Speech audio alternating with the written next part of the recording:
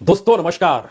भारत दुनिया के लिए एक बड़ा बाजार है, लेकिन दुनिया के सबसे बड़े लोकतांत्रिक देश की पहचान, वह भी चुनाव के वक्त, सबसे बड़े बाजार के तौर पर कैसे हो सकती है।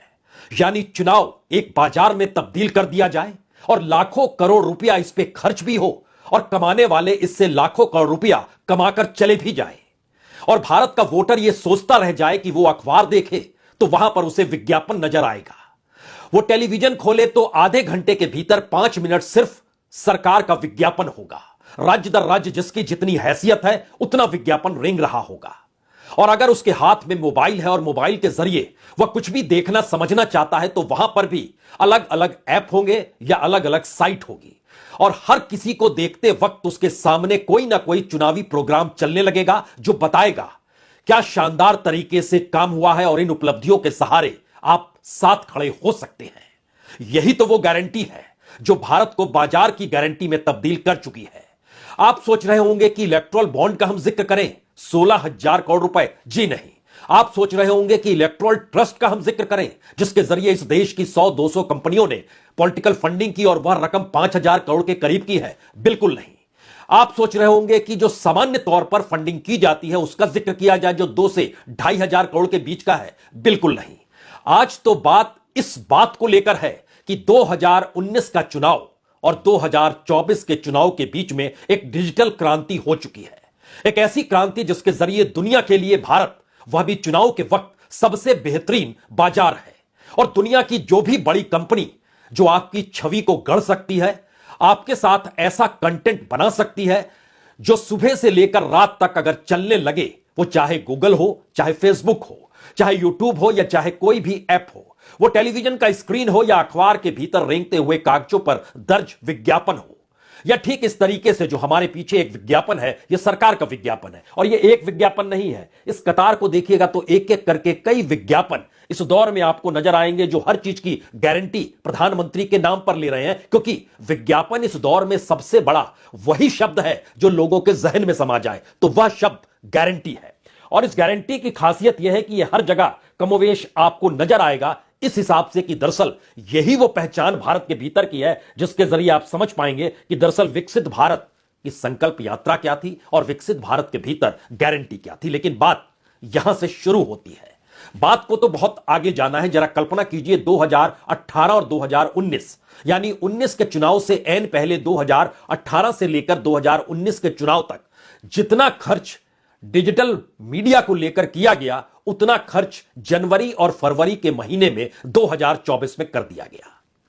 इस देश के भीतर में अलग अलग, चाहे वो पेट्रोल पंप हो, चाहे रेलवे स्टेशन हो, चाहे हवाई अड्डे हो, सार्वजनिक स्थलों पर जितना खर्च उस दौर में हो रहा था उसको कई बार आपको गुना करना होगा, क्योंकि अब आंकड़ा 400 करोड़ के पार पहुंच चुका है।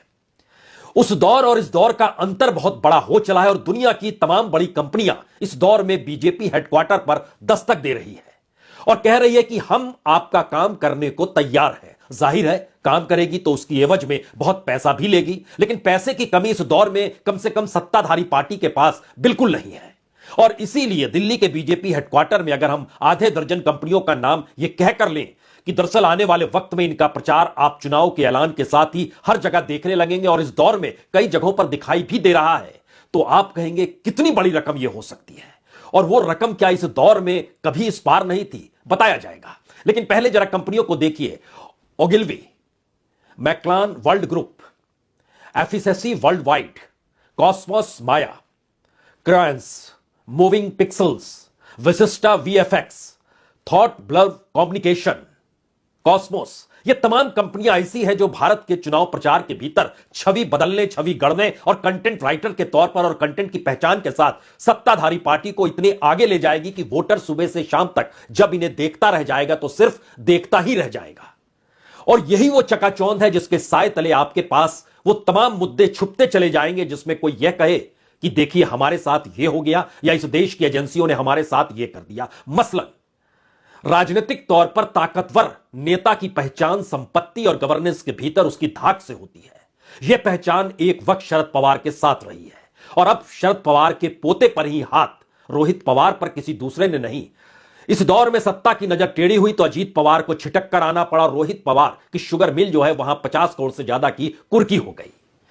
जब पूछा गया शरद पवार की बेटी से यह मामला है क्या, जो कि बहुत करीब है रोहित पवार के, पहले उनकी बात सुन लीजिए, क्योंकि राजनीतिक तार इस दौर में कैसे जुड़ते हैं और किस तरीके से करोड़ों के वारे न्यारे इस चुनाव मैदान में लोकतंत्र के आश्रय चुनावी प्रचार के जरिए होंगे, उस दिशा में हम कदम बढ़ाएं। पहले उनके इस दर्द को समझिए। क्या इस राजनीति में इनका यह दर्द, इनकी यह बात कोई भी मायने रखती है?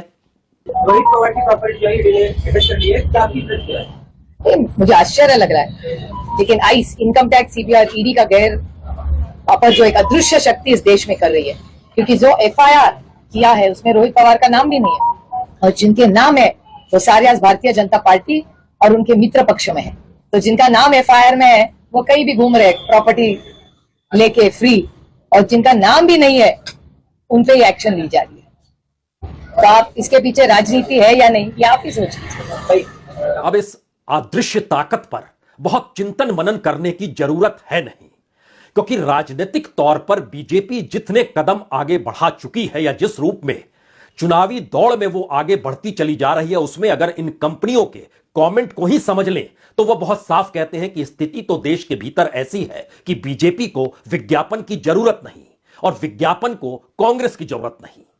तो क्या एक ऐसी लड़ाई इस देश के भीतर चुनाव को लेकर लड़ी जा रही है जिसका और छोर अगर सिर्फ इंस्टीट्यूशन, सिर्फ नौकरशाही, सिर्फ गवर्नेंस और सिर्फ विज्ञापन और पैसा और पूंजी के आश्रय है, तो ऐसे में बीजेपी चुनाव क्या जीत चुकी है? और अगर इस देश के वोटरों के दिलों के भीतर कोई करंट है, तो उस करंट को डिगाने के लिए जिन आधे दर्जन कंपनियों के हमने नाम लिए, उन कंपनियों को कितना पैसा इस दौर में चुनाव प्रचार के वक्त दिया जाएगा? 2019 का आंकड़ा था तकरीबन 30,000 करोड़ रुपए चुनाव प्रचार पे खर्च हुए। इसमें से 70% रकम जो थी वह बीजेपी की थी, और इस दौर में माना जा रहा है कि उसमें कम से कम 40 से 50% की बढ़ोतरी हो गई, यानी तकरीबन 50,000 करोड़ का खेल विज्ञापनों के जरिए इस दौर में होना है। उसके दायरे में टीवी भी है, उसके दायरे में अखबार भी है, उसके दायरे में मैगजीन्स भी हैं, और उसके दायरे में पब्लिक तौर पर जो अलग अलग ईडी के जरिए हो या कोई वैन गुजर रही हो उसको दिखाने की जरूरत हो, या फिर चुनाव प्रचार के जो भी तरीके हो सकते हैं, सब पर खर्च होगा। तो क्या यह 50,000 करोड़ रुपए का खेल समझने के लिए दुनिया की बड़ी बड़ी कंपनियां इस दौर में उस पार्टी के दरवाजे पर पहुंच चुकी है जो जानती समझती है कि पैसे की कोई रुकावट यहां पर होगी नहीं? यहां पर आपके जहन में एक सवाल और आ सकता है, यह पैसा कौन दे रहा था? यह पैसा कहां से आ रहा था? क्या चुनाव आयोग इसे जानता है, या सुप्रीम कोर्ट अगर इसे समझती है तो क्या इलेक्टोरल बॉन्ड को लेकर जो 11 तारीख को सुनवाई होनी है, यानी सोमवार के दिन सुनवाई होनी है, उसका कच्चा चिट्ठा सामने आ जाएगा? तब पता चल जाएगा पैसा कौन दे रहा था, कौन सी कंपनी दे रही थी। क्योंकि इतनी बड़ी तादाद में पैसा किसी पॉलिटिकल पार्टी के जरिए अगर प्रचार पर फूंका जाएगा तो मतलब बहुत साफ है कि पैसे की कोई कमी नहीं। शर्त इतनी भर है कि वोटरों के जहन में एक ही सवाल रहेंगे इस देश के भीतर में कि क्या है मोदी की गारंटी, और मौजूदा बीजेपी का मतलब क्यों भारत हो चला है।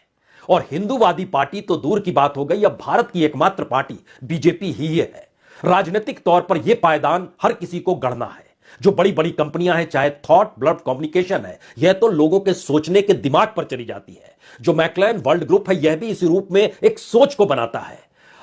ऑगिलविल जो है वो थॉट के स्तर पर और ब्रांडिंग के स्तर पर और कम्युनिकेशन के स्तर पर कमाल का काम करती है, और इसमें विशिष्ट वीएफएक्स अपने तौर पर जो रंगत देता है और मूविंग पिक्सल जो काम करता है वर्ल्ड वाइड, वो अछूता है, अपने आप में नायाब है। तो इस दौर में सब कुछ है, लेकिन बहुत पैसा है। ये 50,000 करोड़ से ज्यादा का चुनाव प्रचार, और उसमें जो कॉर्पोरेट की फंडिंग इससे पहले हुई है, वो पैसा वही तो खप रहा होगा।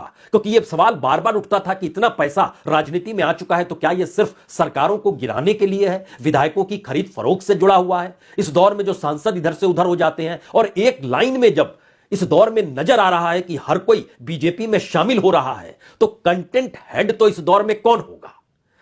और कंटेंट हेड के लिए क्या वाकई सरकार की उपलब्धियां और लाभार्थियों को मिली सुविधाओं को ही जिक्र करना होगा, या कुछ और होगा? यह पैसा इतनी बड़ी तादाद में, यहां पर हम आपको एक दूसरी तस्वीर दिखलाते हैं।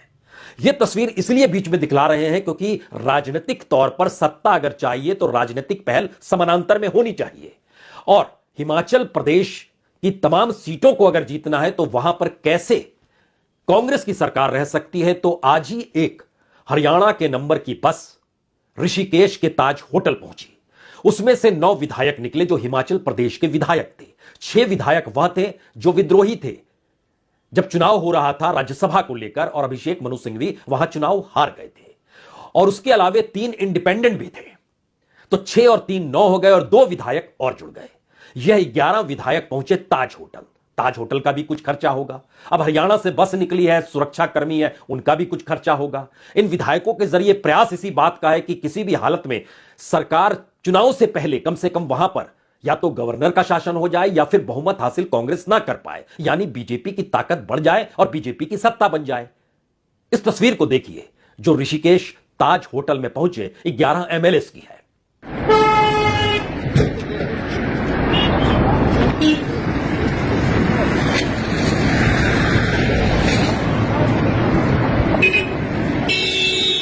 अब सवाल है कि 5 सितारा होटल का खर्चा हो या विधायकों के जरिए सत्ता बनाने गिराने का खेल हो, क्या मायने रखता है? जब तय हो चला है कि पिछले चुनाव में जितना सभी ने मिलकर खर्च किया उससे ज्यादा इस बार अकेले बीजेपी खर्च करने को तैयार है और विज्ञापन बनाने वाली बड़ी बड़ी कंपनियों का बहुत साफ कहना है जो पैसा दे सकता है, जिसकी ताकत है और जो जीत भी जाएगा और इस विज्ञापनों के जरिए सेहरा उनके माथे पर लग भी जाएगा तो क्यों नहीं उसी पॉलिटिकल पार्टी के साथ खड़ा हुआ जाए।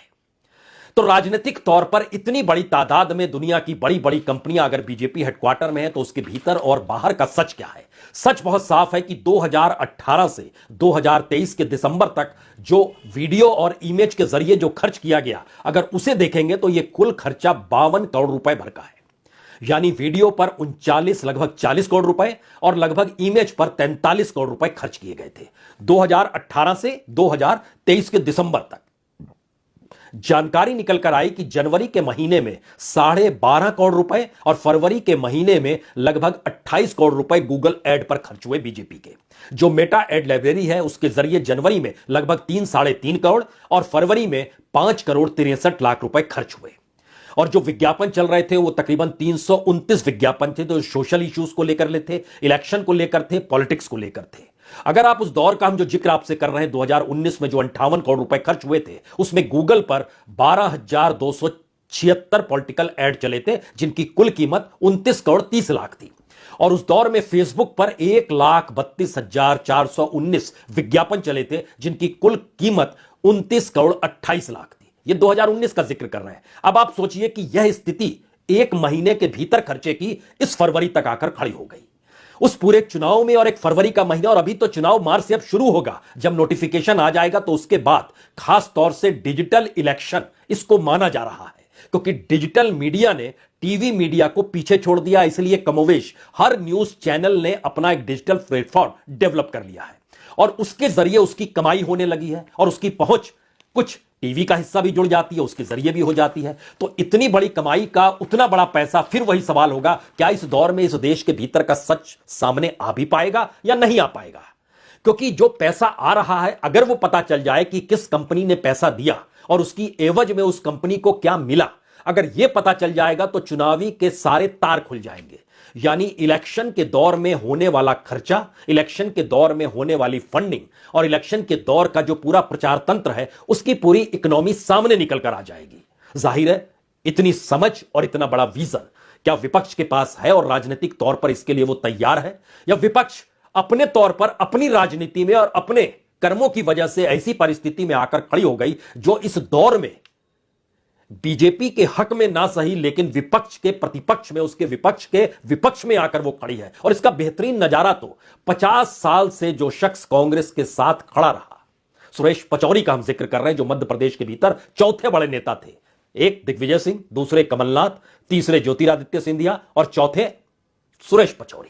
1984 में इनकी एंट्री हुई थी। अब आप सोचिए 50 साल जिसने कांग्रेस में गुजार दिए, वो शख्स बीजेपी में शामिल होने के बाद बीजेपी की उपलब्धियां नहीं बतलाता है, वो बताता है कांग्रेस की कमजोरी क्या है। यह अपने आप में भारतीय राजनीति का अद्भुत कंटेंट है जिसके जरिए समझ सकते हैं कि इस दौर में बीजेपी अपनी चुनावी प्रचार प्रसार को लेकर कितना आगे, किस रूप में न सिर्फ विज्ञापन कंपनियों के जरिए और अंतर्राष्ट्रीय तौर पर उन्हें पैसा देगी, यहां तो बिना पैसा दिए ही विपक्ष को विपक्ष के तौर पर खारिज करने की स्थिति में। सुनिए जरा। मैंने कारण बताया आपको कि हाल ही में जो निर्णय कांग्रेस पार्टी के द्वारा लिए गए हैं, कांग्रेस पार्टी जिन सिद्धांतों और नीतियों के लिए जानी जाती रही है उनसे विमुख हो रही है। कांग्रेस पार्टी जनता से विमुख हो रही है। कांग्रेस पार्टी को जनता से जो रिश्ता रखना चाहिए वो नहीं हो पा रहा है और कांग्रेस पार्टी इस देश को आजादी दिलाने में एक प्रमुख भूमिका अदा करने वाली पार्टी रही है, इसलिए उसे अपने उस इतिहास को याद करके आज काम करना चाहिए। तो जिस शख्स ने उम्र गुजार दी जिस पार्टी के साथ खड़े होकर और उम्र के इस पड़ाव में आकर वो बताने लगा कि इस पार्टी को किस रास्ते चलना है, चुनावी दौड़ में या चुनावी माहौल में यह सब क्या मायने रखता है। और शायद इसीलिए इस चुनाव को लेकर विज्ञापन की दुनिया में कांग्रेस चुनाव हार चुकी है। क्या यह कहा जा सकता है कि प्रोपेगेंडा और प्रचार या विज्ञापन